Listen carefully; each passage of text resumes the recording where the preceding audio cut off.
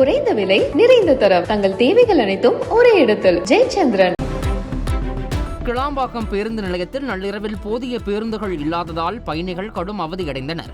பொங்கல் பண்டிகையையொட்டி சொந்த ஊர் செல்ல நேற்று இரவு ஏராளமானோர் கிளாம்பாக்கம் பேருந்து நிலையத்தில் குவிந்தனர். அரசு சார்பில் சிறப்பு பேருந்துகள் இயக்கப்பட்டாலும் நள்ளிரவு நேரத்தில் போதிய பேருந்துகள் கிடைக்காமல் பயணிகள் அவதிக்குள்ளாகினர். மேலும் பேருந்துகளில் இருக்கையை பிடிக்க முண்டியடித்து ஆபத்தான முறையில் பயணிகள் ஏறினர். குழந்தைகளுடன் ஊருக்கு செல்வதற்காக வந்திருந்த பயணிகளும் பேருந்து கிடைக்காமல் காத்திருந்தவர்களும் பேருந்து நிலையத்திலேயே படுத்து உறங்கினர்.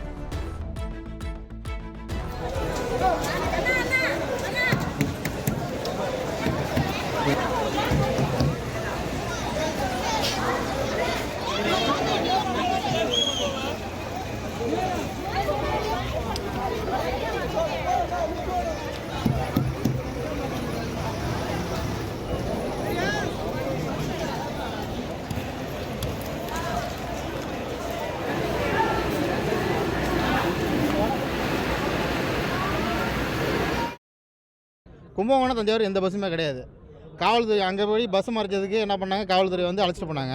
காவல்துறையிட்ட போய் கேட்டதுக்கு அவங்க என்ன சொல்கிறாங்க அப்படின்னா, நீங்கள் வந்துட்டு வெயிட் பண்ணுங்கள், பஸ்ஸு வந்து கம்மியாக இருக்குது.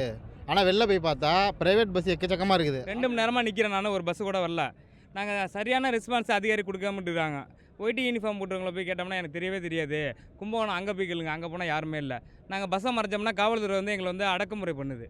குறைந்த விலை நிறைந்த தரம் தங்கள் தேவைகள் அனைத்தும் ஒரே இடத்தில் ஜெயச்சந்திரன்.